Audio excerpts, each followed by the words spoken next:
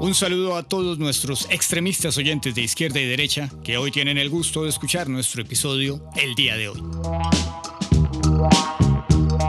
Todos ustedes saben que son bienvenidos a esta charla perfecta para condimentar los exaltados ánimos de los radicales, sean del bando que sean.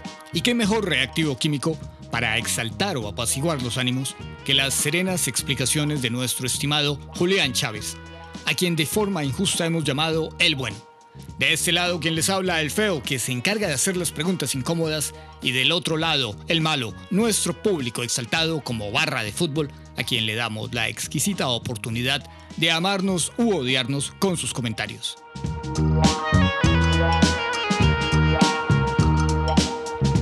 Hoy con nuestro capítulo, ¿qué pasaría si viviéramos un año sin Ministerio de Hacienda? Bienvenidos.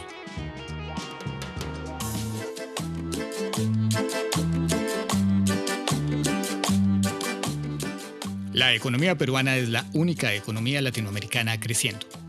Todos los demás países latinoamericanos están o estancados o creciendo poco. Perú está creciendo por encima del promedio a un nivel que podría realmente hacerlo más rico cada año y significativamente más rico en 1 o 2 décadas. Pero lo curioso es que en 20 años ha tenido 10 presidentes y unos 22 ministros de economía. Bueno, y no deje por fuera el fenómeno de Paraguay, ¿no? Porque le ganó a Alemania en el Mundial. Y porque le metió un gol al estancamiento económico. Colombia, en cambio, tiene una democracia que, aunque no es perfecta para muchos, por el clima de polarización y la violencia política que se ha vivido en las últimas décadas, es una democracia funcional. Se cumplen las elecciones, hay alternancia de poder y el conflicto partidista e ideológico se expresa y se honra en las urnas. Otros países no tienen eso, o lo tienen en menor medida. Pero Perú crece económicamente en medio de su inestabilidad política y Colombia, en cambio, no. Y la razón que muchos ofrecen para explicar eso es que el director del Banco Central del Perú ha estado al frente de la política monetaria y, de alguna manera, del manejo macroeconómico durante los últimos 20 años. Si eso es así, si el Banco Central tiene tanto peso sobre el éxito económico del país, uno se preguntaría por qué existen tantas críticas de cierta parte de la población a ciertas políticas del Banco de la República en Colombia. Acá últimamente hay muchas críticas de ese corte, ¿no? Por parte del presidente que sale. Lo cierto es que el diseño institucional en Colombia hace que el papel del Banco de la República no sea tan fuerte como en Perú. Si no hay una coordinación positiva con otros organismos como el Ministerio de Hacienda, el papel del banco termina siendo equivalente al de un entrenador de arqueros. Le muestra cómo atajar, cómo caer sin hacerse daño, pero él no le va a hacer los goles por usted. De ahí lo importante de la pregunta: ¿qué pasaría si en Colombia se eliminara el Ministerio de Hacienda por un año? Yo creo que el país quiebra. Así, facilito. Pero bueno, ya habrá gente que diga que nos falta más debilidad institucional para dejar crecer la economía como lo hace el Perú, ¿no? Hombre, de poca fe, Julián Chávez. ¿Por qué va a quebrar el país? La gente lo pide, la gente lo exige. La gente marcha contra ese ministerio anacrónico y elitista. Si la gente lo dice, es por algo. Aunque, bueno, la gente también compra dietas por Facebook y no hay probabilidad alguna de que yo me deje operar por un comentarista de YouTube en lugar de un cirujano de la Santa Fe. Críticas al Ministerio de Hacienda vienen de todos lados, desde la oposición política, el colombiano de a pie o de académicos con fundamentos. Por favor, Julián, las que más me gustan a mí, la voz del pueblo, la voz de Dios. ¿Qué dicen los comentarios en las redes, por favor? Que el Ministerio de Hacienda es un freno al desarrollo. Es decir, se le acusa de impedir proyectos e inversiones por obsesionarse con los números y los déficits. Sí, este es el comentario más común. A todo el mundo se le ocurren buenas ideas y de eso está lleno el aparato estatal. Pero cuando usted va a pasar un proyecto, le exigen una vaina que se llama el costeo fiscal y ahí se rajan todos. O sea, no es lo mismo Cundinamarca que Dinamarca, ni Finlandia que India o que nuestros amigos de Helsinki, ¿sí o no? Depende del cliente, por supuesto, pero ¿qué es eso de costeo fiscal, Julián? ¿Para qué sirve? ¿Con qué se come? Y sobre todo, ¿le hace daño e indigesta el sensible estómago del malherido cuerpo colombiano? El costeo fiscal está en el artículo 7º de la ley 819. Le dice que si usted quiere pasar una norma, debe calcular todos los gastos o beneficios tributarios que tenga su proyecto de forma explícita y además tiene que explicar con qué fuente de ingreso adicional piensa financiar. El Ministerio de Hacienda rinde conceptos sobre la viabilidad fiscal de esa norma y ahí es donde más de uno se indigesta. Vea, yo me acuerdo hace un par de años cuando recién comenzaba la administración Petro, decidieron darle fuerza al sistema de salud indígena, el CISPI, como se conoce en la tecnojerga. Eso es una vaina que llevaba años durmiendo el sueño de los justos, por allá archivado. El hecho es que decidieron hacerlo realidad. Presentaron la norma. 5 componentes: político organizativo, administración, gestión, sabiduría ancestral. Hermano, qué bollo. ¿Qué dice la ley? Póngale el costo a cada componente. ¿Cuánto cuesta? No, es que sabiduría ancestral no tiene precio. Sí, yo sé, pero es que tengo acá la plata en el bolsillo y si no me dice cuánto, ¿se lo lleva a otro proyecto o va a pagar deuda? 3 años se demoraron definiendo y a medias. Lo pasaron por decreto el año pasado.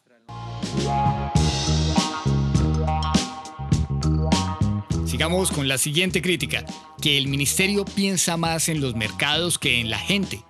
Se dice que sus decisiones buscan tranquilizar a inversionistas, bancos y calificadoras de riesgo antes que aliviar las necesidades de los sectores más pobres. Claro, hay un par de funciones sociales en el Ministerio de Hacienda, pero la mayoría están en los sectoriales y en el Departamento Nacional de Planeación. Lo que muchos no entienden es que para un país como Colombia, el alivio de las necesidades de los más pobres depende en una gran parte de la tranquilidad de los inversionistas. Es decir, hoy el país vive al debe, en déficit. Nuestro modelo es financiado por privados. En Hacienda hay un trabajo muy fuerte por conseguir recursos de forma constante para financiar proyectos de desarrollo. O sea, literal, lo que se hace es mantener expectativas de los inversionistas para que este sueño que llamamos Colombia sea posible.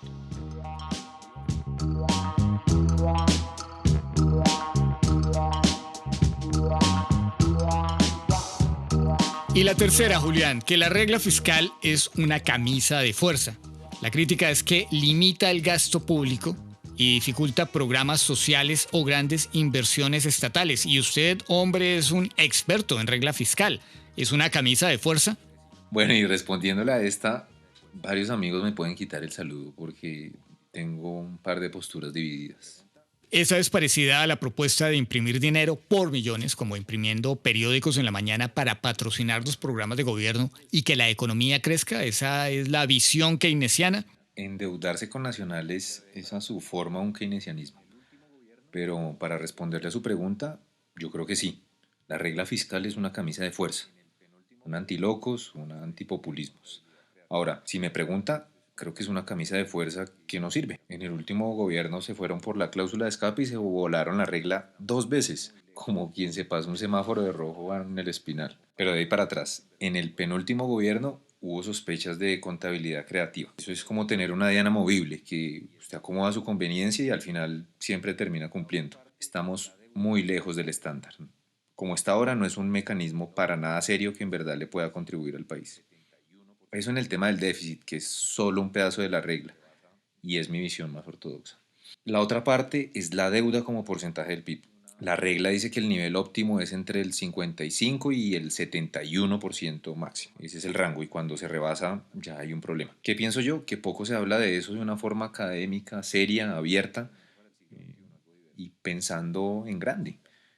Algo más abierto de mente para el siglo XXI, algo diverso. La discusión ahí es muy sectaria. ¿Y qué tan peligroso sería si nos da por ponernos muy creativos, Julián? Mire, Estados Unidos debe el 125% de su PIB. Claro, el ortodoxo más lefebrista de una vez le dirá, no puede comparar Estados Unidos, tienen el activo mundial, es como si imprimieran oro. Bueno, listo. Japón, 235% de deuda sobre PIB. Francia, 118. No, pero está metiendo solo potencia. Singapur, 171%. Y son calificación AAA. Brasil, 90%. India, 81%. Sin duda, cada caso es particular. Pero yo sí creo que en este tema a nuestros académicos y tecnócratas les ha faltado un montón. Somos muy conservadores en detrimento de nuestras propias oportunidades. Ahora, por otro lado, en un país donde el ministro no participa en la Junta del Banco de la República por likes políticos, pensar en una estrategia de financiamiento no convencional como la de esos países no tiene mucho sentido, ¿no es cierto?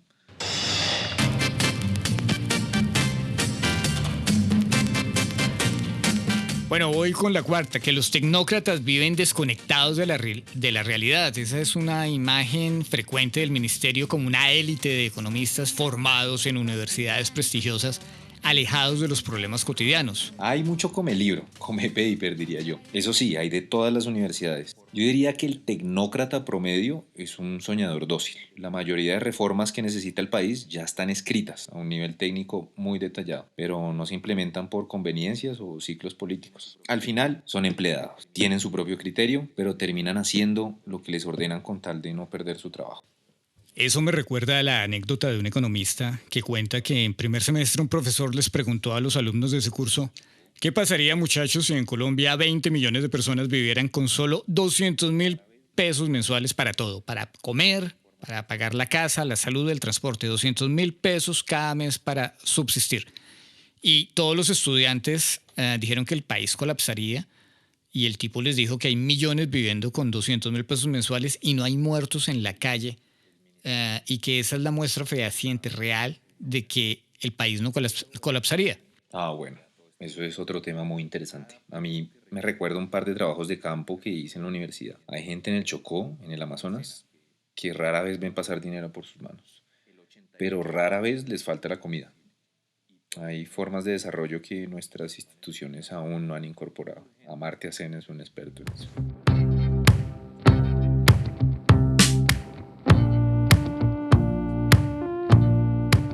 Una más, Julián. Siempre dicen que no hay plata. Oiga, el Ministerio de Hacienda sí que se queja de que no hay plata, ¿no? La percepción de que Hacienda es la entidad encargada de frustrar las promesas de todos los gobiernos. Y sí, el ministro de Hacienda es tal vez la persona que más veces dice no en el día. Si usted llega a gobernar mañana, ya todo está comprometido.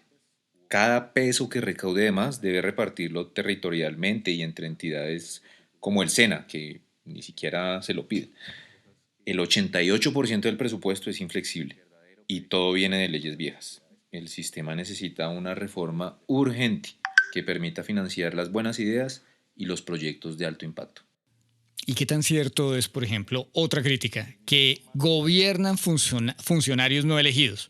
Se acusa al ministerio de tener un poder excesivo y de ser capaz de bloquear decisiones de presidentes o de congresos elegidos democráticamente. Y a mí la verdad que esa discusión sí me gusta, me gusta. Y bueno, yo creo que esto era válido hace unos 4 años o más. Por ejemplo, había una señora que le decían la dama de hierro. Definía la política fiscal territorial y estuvo décadas haciendo la tarea, sin importar el presidente. O, por ejemplo, el poder de la dirección de presupuesto. Eso era indiscutible en todo el sector público. En el último gobierno, yo creo que justo por ese tipo de críticas hubo cacería de brujas. Sacaron a muchos técnicos pensando que eran bastiones ocultos de la derecha y terminaron dándose cuenta que son cosas que simplemente están en las leyes. El verdadero precio que al final paga la sociedad es que el sector público vive periodos de parálisis, de inoperancia. Y ahí sí se frena el desarrollo.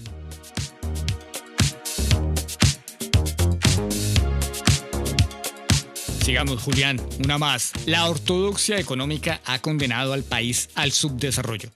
Y bueno, crítica frecuente desde sectores de izquierda y desarrollistas. Esa es difícil de medir. El ministro más heterodoxo que hemos tenido es Ocampo. Y en el último gobierno no le dieron mucho tiempo. Lo que yo sí creo es que parte de nuestro subdesarrollo se debe a una falta de autenticidad. Todo lo copiamos. Creemos que los modelos económicos que funcionaron en Estados Unidos o en otro lado del mundo sirven acá. Y hay mucho por innovar. El pensamiento económico colombiano tiene un vacío muy grande por llenar.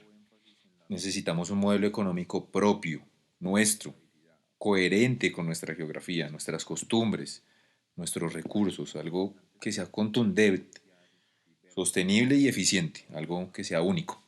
Y esta, voy a tratar de decirla, no sé, vamos a ver si me sale el tono, Julián. Una más.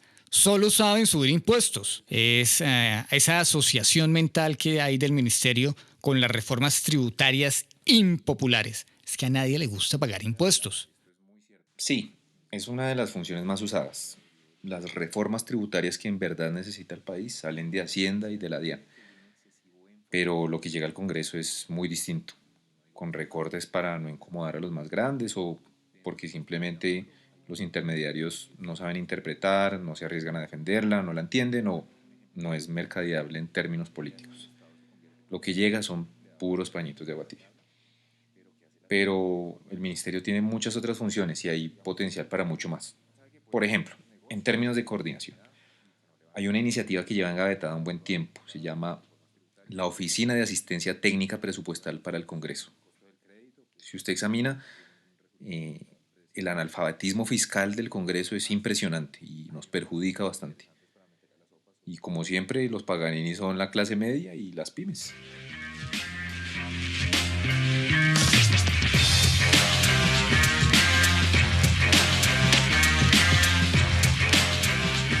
Pero ahora, mi estimado doctor Chávez, claro que también hay, usted que es un come paper, también hay críticas académicas algo más elaboradas y son bien críticas, son algo duras.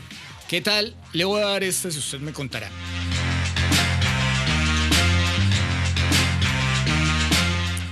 Una crítica que se le hace un poco más desde los sectores de la academia es que el ministerio tiene un exceso de énfasis en la estabilidad macroeconómica.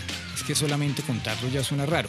Hay autores como Eduardo Sarmiento que han sostenido que Colombia ha privilegiado demasiado la inflación, el déficit y la estabilidad financiera, sacrificando el crecimiento y el empleo. ¿Usted qué nos dice de eso? Oiga, pero cuéntenoslo un poco fácil, porque esas palabras sí asustan a cualquiera. Y bueno, acá sí le da el clavo, esto es muy cierto. Ese fue uno de los grandes debates que abrió el gobierno Petro con todo el tema del Banrep. En especial, yo diría que hay un excesivo énfasis en la sostenibilidad fiscal. Y no digo que esté mal, pero no es lo único. Dentro de la estabilidad macro hay un subtema que es la estabilidad fiscal pura y dura. Alemania es un ejemplo de eso. Y acá la idea es que el Estado se convierte como en ese empleado calladito del que nadie habla, pero que hace la tarea de forma eficiente. ¿Cierto? Digamos, usted sabe que puede desarrollar sus negocios o su comunidad y que no le van a estar cambiando las condiciones cada 4 años o cada dos con reformas tributarias, o que el mercado no le pega sustos con el costo del crédito, pues porque usted mantiene un resultado fiscal predecible. Por lo demás, hay unos trabajos muy interesantes para meterle a la sopa sobre PIB potencial, PIB verde, desigualdad óptima. Son oportunidades para el país y son temas sobre los que hay que ir generando más conciencia social. Bueno, y esta, usted que ha tenido familia de empresarios, ¿usted cómo le apunta a esta? El Ministerio de Hacienda no tiene o le falta una política industrial activa. Es que, ¿cómo hace un país para enriquecerse si no tiene una política industrial? Se critica que Hacienda históricamente haya favorecido el libre mercado y no haya impulsado suficientemente sectores productivos estratégicos. Y bueno, más adelante haremos unos cuantos episodios sobre desarrollo en Latinoamérica. Doblemente cierto. Nadie ha tomado con seriedad el tema industrial, pero eso es un área fangosa y más con este nuevo paradigma chino. Es decir, hoy pareciera un alivio el engaño de todos los políticos con la industria manufacturera, porque con el gigante chino estaría un poco de gente quebrada. Ahora, lo que sí es increíble es que sectores como la industria farmacéutica o la misma agricultura sean sistemáticamente olvidados. Es decir, el Amazonas es la mayor fábrica química natural del mundo y ahí estamos sentados viendo pasar las nubes. También es un poco lo que hablábamos antes, ¿no? El tecnócrata de Hacienda es un soñador, bien entrenado. Sabe lo que funciona, pero a la hora de innovar en temas grandes tropieza. Ese tipo de políticas necesita diálogo constante con el sector privado y compromisos políticos grandes, desprovistos de cualquier populismo.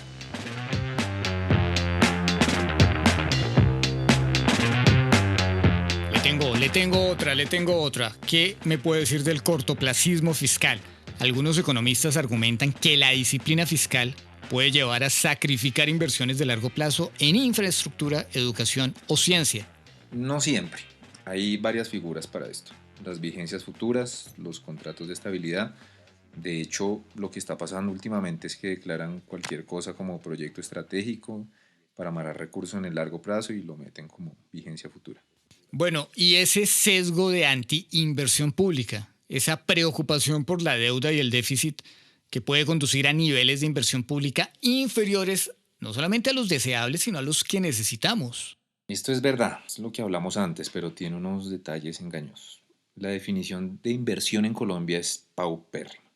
Cualquier cosa es inversión si está formulado bajo un proyecto. Por ahí hay un ejemplo de una pollería que financiaron con plata de regalías. Hasta que eso no cambie, hasta que la definición de inversión no cambie, es un riesgo mover los mecanismos de responsabilidad fiscal. En países desarrollados consideran inversión todo lo que se usa de forma repetida en el proceso de producción y genera un valor agregado. Maquinaria amarilla o bioreactores, por ejemplo. Y lo diferencian de la inversión social. Cada cosa tiene su límite. Uno más. Dependencia de los mercados financieros y las calificadoras. Algunos académicos cuestionan que las decisiones económicas estén excesivamente condicionadas por las reacciones de los inversionistas internacionales y las agencias calificadoras. Claro, eso es cierto, pero no hay de otra. Cuando usted no le alcanza con lo que gana, tiene que salir a pedir prestado. Ahora, la pregunta es ¿a quién? Eso también marca parte de la política económica. Bueno, y la falta de coordinación entre los objetivos macroeconómicos y el desarrollo productivo. Se argumenta que la política fiscal no siempre está alineada con metas de transformación productiva y aumento de la productividad. ¿Qué diría usted ahí? Yo le diría que las metas de transformación productiva no existen, al menos no de una forma sistemática. Los gobiernos vienen, le apuntan a todo, hay créditos empresariales para todo, fomento para todo, y el verdadero enfoque se pierde. Y hay cosas en coordinación macro estructuralmente mal y que son técnicamente aceptadas. Por ejemplo, el presupuesto de inversión lo asigna el Departamento Nacional de Planeación. El BID hace más de 7 años hizo una recomendación, dijo, en todos los países eficientes el presupuesto de inversión lo asigna Hacienda con concepto vinculante del organismo de planeación. Acá volvieron el tema a una pelea de egos. Cada que se sugiere el tema, sale una vaca sagrada posando de académico con cartas firmadas por otros hijo de mil que no conocen el sector y pegando el grito en el cielo. El resultado es triste. La plata de inversión hoy financia gastos operativos y de funcionamiento. Bueno, y pongámonos también de chisme. ¿Hay una excesiva concentración de poder en el ministerio? Algunos dicen que, algunos especialistas en administración pública sostienen que Hacienda posee una influencia muy superior a la de otros ministerios y puede terminar subordinando políticas sectoriales legítimas. ¿Hay ministerios mejores que otros? Eso es cierto, pero no tanto en este gobierno que pasa como en los anteriores. Yo creo que también por una dinámica de llenar vacíos. Las curvas de aprendizaje en el manejo de recursos públicos son bien empinadas. Y bueno, la tecnocracia de Hacienda no solo es una de las más calificadas, sino una de las más estables. En las carteras sectoriales hay mucha rotación y esto es un problema para la continuidad de políticas y para mantener posturas interinstitucionales coherentes.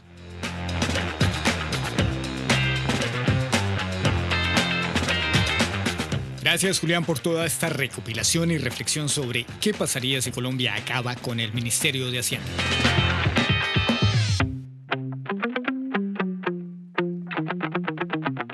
Estimados oyentes, por favor, no olviden suscribirse para tener más buenas historias e información indispensable para tener de qué hablar en las fiestas. Bueno, León Podcast con nuestro estimado Julián Chávez en la batería y quien les habla, César Salgado en la voz, se despiden de ustedes y los esperamos en nuestro próximo episodio. Y déjenme adelantarme al próximo episodio porque vamos a hablar de Elon Musk y los billonarios estadounidenses. Sí, billonarios. De cómo los nuevos ultra ricos amenazan la democracia y la representación, porque ¿quién representa al pueblo cuando los ricos pueden poner presidentes y crear las leyes a su medida y tomar las decisiones que nos incumben a todos? Y junto con Elon Musk vamos a hablar de plutocracia, de Polibio, de Plutarco y Maquiavelo, de lo que dicen de los hermanos Graco en la Roma antigua y su reforma agraria, y de cómo las nuevas generaciones en Colombia y en el mundo no pueden comprar casa. Va a estar buenísimo. Compartan, compartir es amor. ¡Feliz día!